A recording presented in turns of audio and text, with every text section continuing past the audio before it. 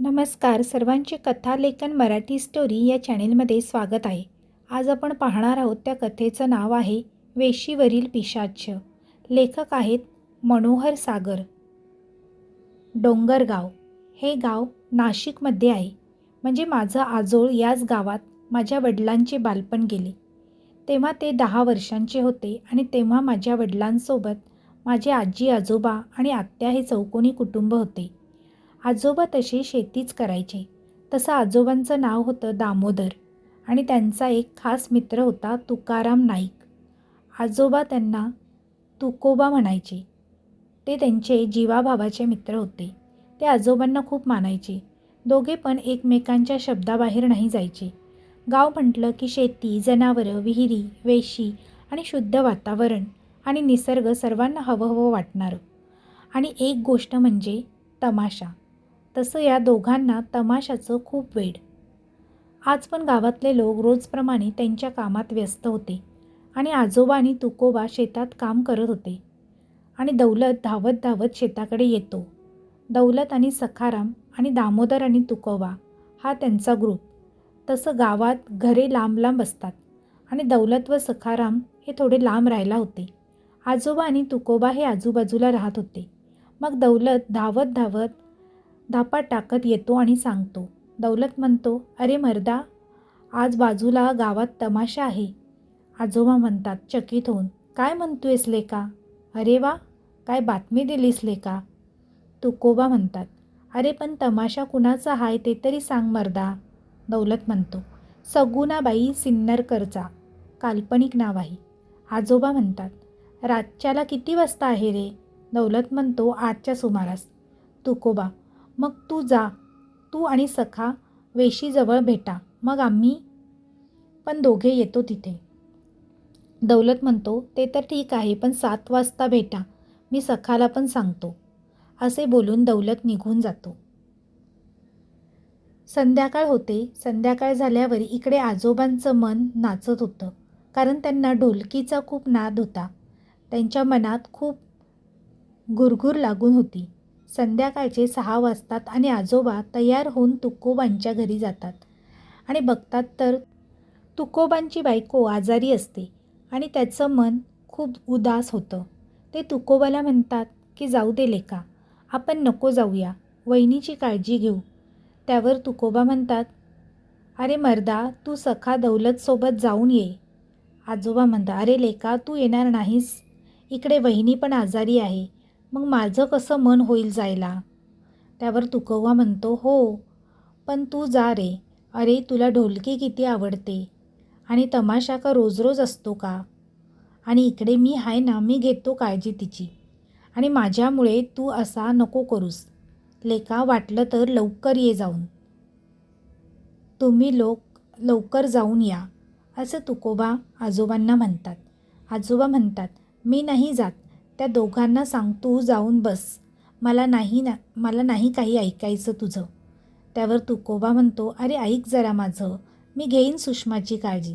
तिला जास्त काही नाही झालं, उलट्या होत आहेत. आता बरं आहे आणि तुला माझी आण आहे. मी काय बी नाही तुझं ऐकणार, बस. आजोबा म्हणतात, अरे लेका, आण बिन नको देऊस. जातो मी, तू वहिनीची काळजी घे, पण मी लवकर येतो जाऊन.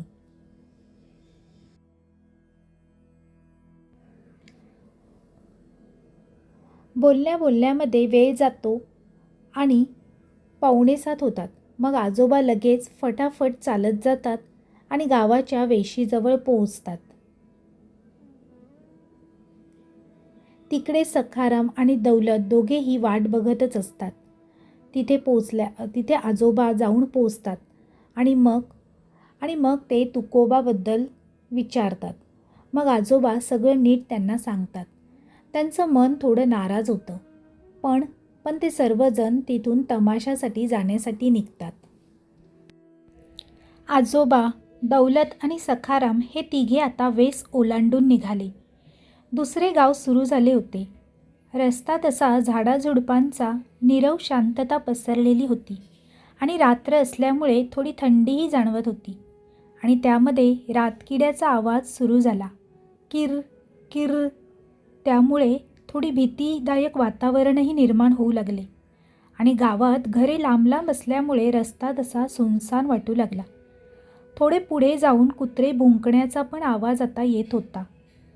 त्यामुळे सखाराम थोडा भयभीत झाला आणि तो दोघांनाही विचारू लागला.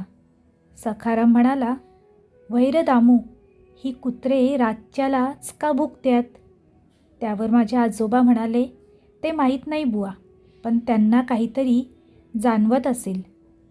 माझी माई म्हणायची, "कुत्र्यांना रात्री एकांत जाणवतो आणि भूक पण लागते आणि कुणी दिसत नाही, वरून लख्ख काळोख, म्हणून ते भुकत्यात." त्यावर दौलत म्हणाला, "मला पण पटतंय लेका, पण तो गावातला चंदू म्हणतो की कुत्र्यांना रात्री भूत दिसतंय म्हणून."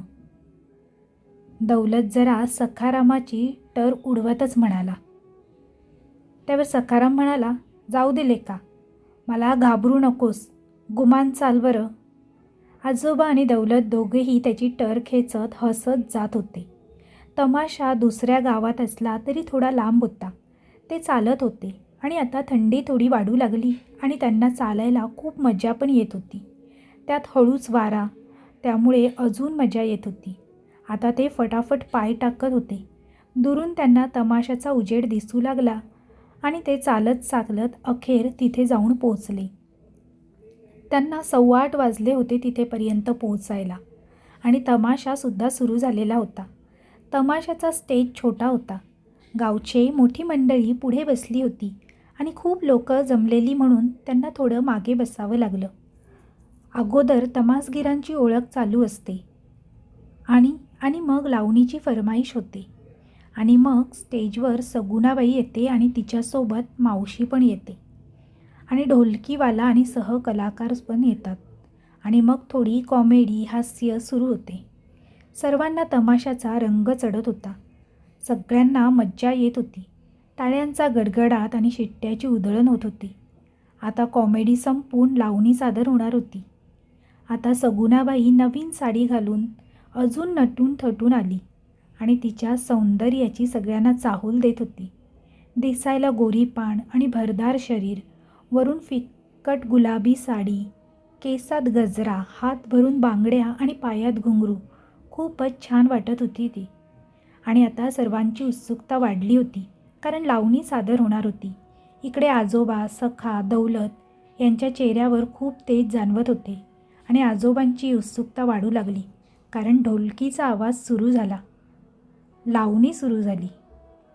"गुलाबी शालू रात गुलाबी नटले तुमच्यासाठी, अहो राया मला पटकन मारा मिठी, अहो राया मला पटकन मारा मिठी." या तालावर लावणी चालू झाली. मग काय, शिट्ट्याचा गडगडाट, सगळे दाद देत होते. काही जण टोप्या उडवत होते. आजोबासुद्धा दाद देत होते. अशा प्रकारे 4-5 लावण्या सादर झाल्या आणि त्यात कॉमेडी तडकासुद्धा. कार्यक्रम रंगत जात होता आणि वरून वेळ पण 12 वाजायला आले होते. सगळेजण कार्यक्रमामध्ये मग्न होते आणि इकडे जरा आजोबांना काळजी लागली होती ती तुकोबाची, कारण त्याची बायको आजारी असल्यामुळे त्यांना लवकर येतो असे बोलून ते बसले होते. वेळ जातच होती आणि आता 12:15 वाजले होते. तेवढ्यात आजोबा सदानंद, म्हणजेच त्यांच्या गावाचा रहिवाशी ओळखीचा असलेला, त्याला वेळ विचारतात. तो बोलतो 12:15 झाले. मग आजोबा सखा आणि दौलतला बोलतात की चला गड्यांनो, निघूया, आता खूप वेळ झाली. पण इकडे या दोघांचा पाय निघाला तर बेहत्तर. ते चिपकून बसले होते. मग त्यांना आजोबा बोलतात, "अरे चला मर्दांनो, मी तुकोबाला बोलून आलोय की येऊ लवकर. चला आता, हात जोडू का तुमच्या?" असे बोलून शेवटी ते उभे राहतात. सखाराम म्हणतो, "अरे तुला काय एवढी काळजी लागली अरे? आता बरं पण वाटत असेल तिला. तू उगाच काळजी करतोय लेका. आता तर खरी मजा येईल कार्यक्रमात. आता रंगत चढली आहे." त्यावर दौलत म्हणतो, "अरे माझं ऐका, आज पूर्ण कार्यक्रम बघूनच जाऊ आणि तसं पण जर येळ झाला की राहू रातच्याला इथंच सदानंदकडे. त्याची बायको गेली आहे तिच्या बाळंतपणाला माहेरी आणि हो, सदा आणि त्याचा बाच असतो घरी. बस की लेका आता तरी." असे ते आजोबांना बोलत होते. दोघांचेही पाय तिथून काही निघेनात. पुन्हा सखाराम म्हणाला, हो रे दामू, दौलत बरोबर बोलतोय लेका. एक काम कर, आम्ही राहतो इथंच, तू जा, आम्ही येतो पहाटच्याला. आता आजोबा वैतागले. एवढी विनवणी करूनही ही लोक ऐकत नव्हते. शेवटी ते निघाले. तेवढ्यात त्यांना दामू अशी कोणीतरी हाक मारली. ते मागे फिरून बघतात तर रमेश, त्यांच्याच गावातील ओळखीचा एक रहिवाशी होता. अरे राम्या, तू तू पण निघतोस का घरला? आजोबांनी विचारले. रमेश म्हणाला, हा रे दामू, उद्या बाजार हाय आणि माल पण आणायचा आहे, म्हणून जर थांबलो तर उद्याची पंचायत होईल मर्दा. रमेश हा तमाशाच्या परिसरापासून थोडा दूर राहत होता. आजोबा म्हणाले, बराबर आहे लेका, जाऊन झोप तू. जेवून आला अशील चल मग, सोबत होईल तेवढी आपली, दोघं जाऊ सोबत. रमेशही म्हणाला, हो मर्दा चल. आता ते दोघे तमाशापासून दूर येऊन पोहोचतात आणि तशा त्यांच्या गप्पा गोष्टी चालूच असतात. आणि आता पूर्ण सुनसान रस्ता येतो आणि थंडी वाढतच जात होती आणि त्यात जनावरांचा विद्रूप आवाज आणि हवा पण येत होती. त्यामुळे भयानक वातावरण पसरले आणि आता त्यांच्या गोष्टी संपल्या होत्या आणि ते दोघे शांतपणे चालत जात होते आणि थोडी भीती पण वाटत होती त्यांना. पुढे पूर्ण नीरव शांतता व हवा जोरात चालू होती आणि त्यात झाडांच्या पानांचा आवाज, वरून भयानक निसर्ग. पुढे रमेशच्या घरचा रस्ता येतो आणि तो आजोबांचा निरोप घेऊन तिथून निघतो. आजोबा आता एकटेच चालत असतात आणि फटाफट चालण्याचा प्रयत्न करतात, पण थंडी हवेमुळे त्यांना ते जमत नाही, म्हणून जसं चालता येतं तसं ते चालत होते. अचानक त्यांना शेळीचे पिल्लू म्हणजेच करडू धावत असताना दिसतो. कारण त्या पिलावर कुत्री भुंकत असतात आणि ते पिल्लू धावत धावत आजोबांपाशी येतं आणि थोडं लांब 2-4 कुत्रे जोरजोरात भुंकत असतात. आजोबा त्या कुत्र्यांना हांकलून लागतात आणि विचार करतात की एवढ्या रात्री हे पिल्लू एकटं का फिरतंय, कुणाचं असणार. जवळपास कुणी बी दिसत नव्हतं आणि वरून सुनसान रस्ता. आजोबाला त्या पिलावर दया येते आणि त्या पिल्लूचे 2 पाय पकडून खांद्यावर घेतात, म्हणजेच 2 पाय उजव्या खांद्यावर आणि 2 डाव्या खांद्यावर, आणि मानेवर त्याला बसवतात आणि दोन्ही हातांनी पाय पकडून ते चालू लागतात. थोडे पुढे जाऊन वातावरण अजून भयानक होतं आणि हवेत अचानक एकदम घाण वास येऊ लागतो, जसा जळून सडलेला माणूस किंवा जनावर. आणि आजोबांचा वासामुळे डोकं दुखू लागतं, फक्त उलटी येण्याची बाकी होती. आजोबा विचारात बुडाले की अचानक एवढा घाण वास तमाशाला जाताना तर नाही आला आता, आणि हा वास असा होता की जसं काय 3-4 दिवसापासून कोणी मरून पडलं आहे. आजोबाला तो वास सहन होत नव्हता, तरी ते चालत जात होते. पुढे आजोबा चालत असताना पिल्लूचं वजन अचानक वाढू लागलं आणि भारी वाटू लागलं आणि आजोबांना अमानवी शक्तीची हालचालसुद्धा जाणवू लागली होती. आणि आता हळूहळू त्या पिल्लूचे पाय अचानक लांब होऊ लागले, वरून त्याचा भार पण वाढू लागला व आजोबांच्या अंगात कापरी भरू लागली आणि त्यांना तहान पण खूप लागली होती. पण त्या परिस्थितीशी आजोबा लढत होते. त्यांना कळून चुकलं की आपल्या अंगावर पिशाच शैतानाचा घेराव आहे आणि जर मी त्याला खाली सोडले तर माझी खैर नाही, मी उद्याचा दिवस पाहू शकणार नाही.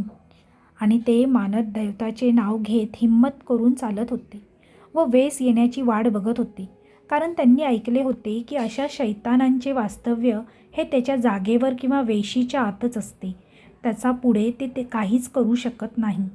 म्हणून ते गुपचूप चालत होते आणि मग त्यांची नजर वेशीकडे जाते. तशी वेस थोडी लांब होती आणि आजोबा पूर्ण भयभीत झाले होते, घामाघूम, पण त्यांना वाटत होतं की शरीरात जीवच नाही. अंगावर डोंगरा एवढा शैतान, तरी पण ते हिम्मत हरले नव्हते, चालत होते. हळूहळू वेस जवळ येत होती. खूप मेहनत करून ते शेवटी वेशीजवळ पोहोचले आणि वेस ओलांडली आणि त्या पिल्लूला काढून दुसऱ्या गावाच्या वेशीच्या आत पूर्ण ताकद लावून जोरात आपटले आणि जोरजोरात श्वास घेऊ लागले. मग मागे बघितलं तर काय, ते पिल्लू खूप जोरात किंचाळले, मॅ मॅ, आणि त्या पिल्लांचा रूप बदलू लागला आणि मोठ्या काळ्या सावलीत बदलला आणि विचित्र आकृती निर्माण झाली. फक्त 2 हात व डोळे लाल भडक आणि अचानक खूप गरम व एकदम तोच घाण वास आणि जोरजोरात हवा काय म्हणणार, तुफानच होते ते. आजोबांना डोळ्यावर विश्वास बसत नव्हता. ते एकदम घाबरून गेले आणि बेशुद्धच पडणार इतक्यात तो पिशाच जोरजोरात हसू लागला आणि अचानक जोरात भडकून आजोबांना उद्गारला. पिशाच म्हणाला, तू वाचला. तू थोडा वेळ अजून वेस ओलांडली नसती तर तू खाक झाला असता. उद्याचा दिवस तू बघितला नसता आणि तुला माहीत होतं वेशीबद्दल म्हणूनच वाचला. आज वाचला तू, पण पुढच्या वेळी घावलास तर सोडणार नाही तुला. आजोबा त्या पिशाच्याला बघतच होते. त्यांना हे सर्व स्वप्नाप्रमाणे वाटत होते आणि विश्वास तर बसतच नव्हता. नंतर हे सगळं बोलून तो पिशाच गायब होता. वातावरणात शांतता होती आणि वास पण निघून जातो आणि गारवा जाणवू लागतो. आजोबा 15 मिनटं तर उभेच असतात आणि नंतर अचानक बेशुद्ध होऊन तिथेच पडतात. काळ्या अंधाराला संपून नवीन प्रकाशमय पहाट जन्माला येते. सकाळ झाली आणि पक्षाची किलबिलाट आणि कवळी सूर्यकिरणे आणि ताजेतवाने वातावरण एकदम स्वर्गात आल्यासारखे वाटत होते.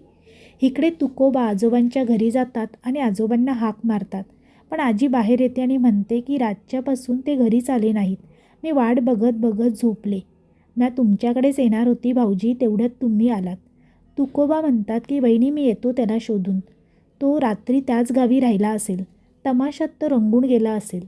तुम्ही काही काळजी करू नका. मी आणतो शोधून. तुम्ही घरी राहा. तुकोबाला काळजी लागली होती. ते फटाफट चालत जाऊ लागले आणि दुसऱ्या गावापुढे ते वेशीजवळ पोहोचतात आणि तिकडे बघतात की वेशीजवळ गर्दी जमा असते आणि ती गर्दी पाहून त्यांच्या मनात एक वेगळा विचार येऊ लागला. ते जोरात पळत जाऊन त्या गर्दीमध्ये डोकावून बघतात तर काय, आजोबा वेशूद असतात. ते लोकांना ढकलून आत जातात आणि आजोबांना मांडीवर घेऊन तपास करतात की जिवंत आहेत ना. मग त्यांची शंका निघून जाते आणि ते गर्दीमधून एकाकडे पाणी मागतात आणि मग पाणी शिंपडून आजोबांना जागं करतात. मग ते जागे होतात. गर्दीमधून एक जण बोलतो की दारू पिऊन पडला असेल. झेपत नाही तर पितातच कशाला काय माहीत हे लोक. तेवढ्यात तुकोबा त्या माणसाला ओरडून म्हणतो की दारू नाही पित तो. रात्री गेला होता दुसऱ्या गावी आणि सगळ्यांना बाजूला सारून आजोबांना आधार देत घरी घेऊन येतात. आणि मग आजोबा त्यांना सर्व हकीकत सांगतात आणि कानाला हात लावून म्हणतात, मी आता रातच्याला तमाशात जाणार नाही म्हणून. यावर कुणाचा विश्वास बसत नव्हता, पण त्यांना आजोबांवर विश्वास होता. आजोबांच्या मनातून विचार जातच नव्हता.